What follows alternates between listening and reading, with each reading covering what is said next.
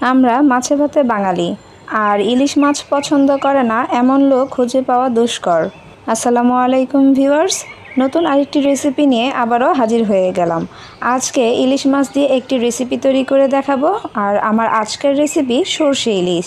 এই সরষে ইলিশ অনেকেই অনেকভাবে রান্না করে থাকে, তবে আমি আজকে খুব সহজভাবে রেসিপিটি তৈরি করে দেখাবো। তো সরষে ইলিশ রান্না করার জন্য এখানে আমি ইলিশ মাছ নিয়েছি একটি বড় সাইজের, সেটাকে ছোট টুকরো করে কেটে ভালো করে ধুয়ে পরিষ্কার করে নিয়েছি, দেখতে পাচ্ছেন। এখন আমি একটি প্যান নিয়ে তাতে দিয়ে দিচ্ছি সরিষা বাটা।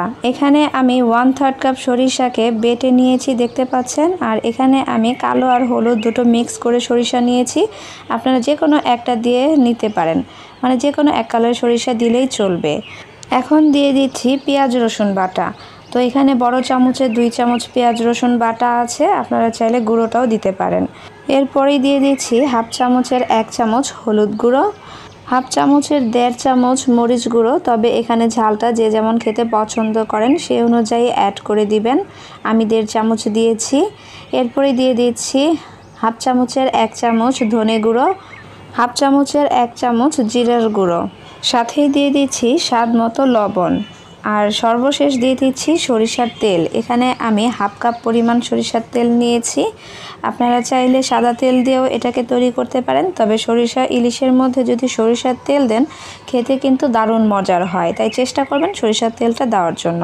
তো সরিষার তেল দিয়ে আমি সবগুলোকে একত্রে খুব ভালোভাবে মিশিয়ে নিয়েছি, মানে মশলাগুলোকে রেডি করে নিয়েছি।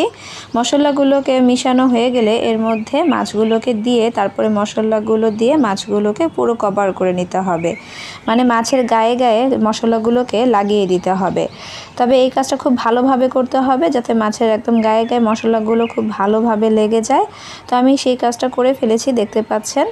এখন আমি এর মধ্যে অ্যাড করে দেব পেঁয়াজ কুচি। এখানে আমি 1/2 কাপ পরিমাণ পেঁয়াজ কুচি নিয়েছি। এটা উপর থেকে আমি এখন মিক্স করে দেব এই সরিষা ইলিশের মধ্যে। তবে যারা পেঁয়াজটা খান না তারা চাইলে স্কিপ করতে পারেন।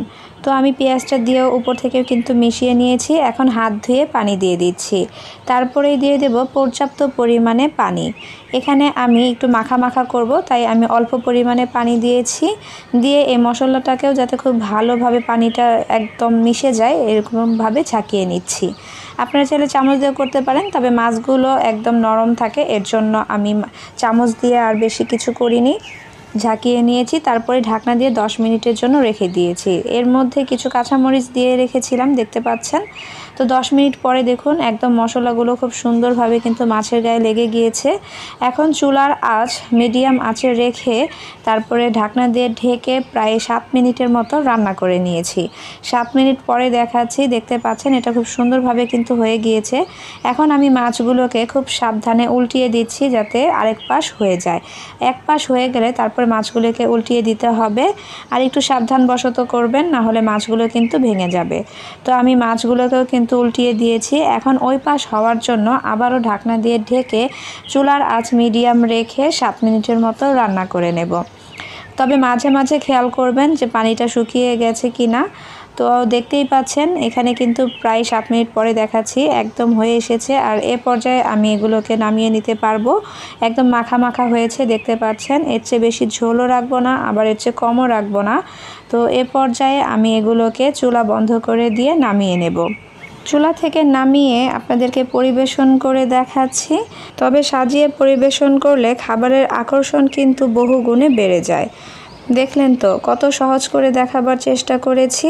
তো আমি এর মধ্যে একটা ধনেপাতা দিয়ে সাজিয়ে তারপরে পরিবেশন করব। আজকের রেসিপি এ পর্যন্তই। আশা করছি রেসিপিটি আপনাদের কাছে ভালো লেগেছে। যদি ভালো লেগে থাকে একটি লাইক দিয়ে ফ্রেন্ডস অ্যান্ড ফ্যামিলিদের সাথে বেশি বেশি শেয়ার করে দিবেন। সবাই ভালো থাকবেন। আল্লাহ হাফেজ। আসসালামু আলাইকুম।